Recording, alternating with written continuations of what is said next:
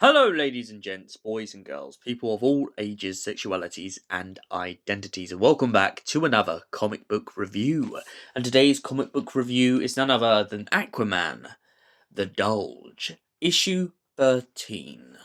So, what is Aquaman the Dulge about? Well, essentially, there's a kind of secret war happening at Atlantis, and Aquaman is trying to convince the Justice League that this is actually happening. But the Justice League are really struggling to believe it at the moment because they haven't seen enough evidence. All they know is that Aquaman keeps banging on about a secret organization that he likes to call Nemo. And so, after getting a little bit of evidence after a massive bombardment that begins to attack Atlantis, the Justice League then goes to the President of America and hopes for backup and support from the US and United Nations on trying to defend Atlantis.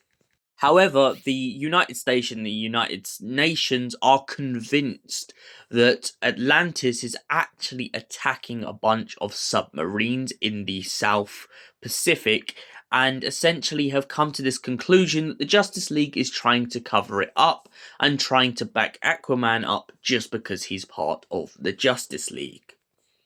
However, this is not the case, and it turns out that Aquaman tries to get one of the Nemo operatives alive just so that he can prove even further to the government that this Nemo operation is real. They are trying to attack Atlantis. They are trying to destroy everything that him and his family have so long kept and built under in Atlantis.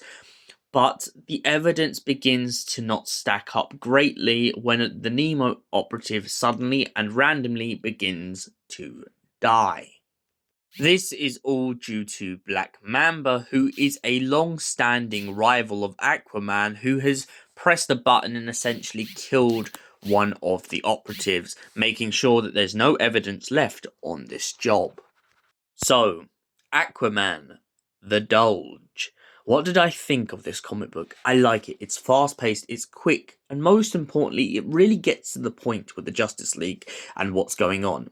I love the idea when comic books in the superhero world go into this kind of real-world problem of mysterious kind of organizations who have code names and try to hide in the shadows. And I really feel like we can sort of feel for Arthur Curry in this story, this idea that he's just trying to defend his home, and what doesn't help is the fact that no one believes him that everything that's going on is actually happening. And the way that he is also feeling a bit ignored and a bit annoyed at the way that the Justice League treat Atlantis.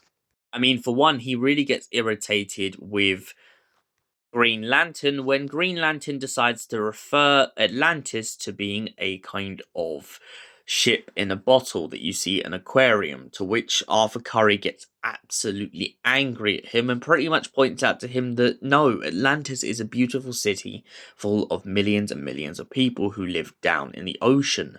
Yes, it's not maybe what things look like on the surface, but don't judge a book by its cover.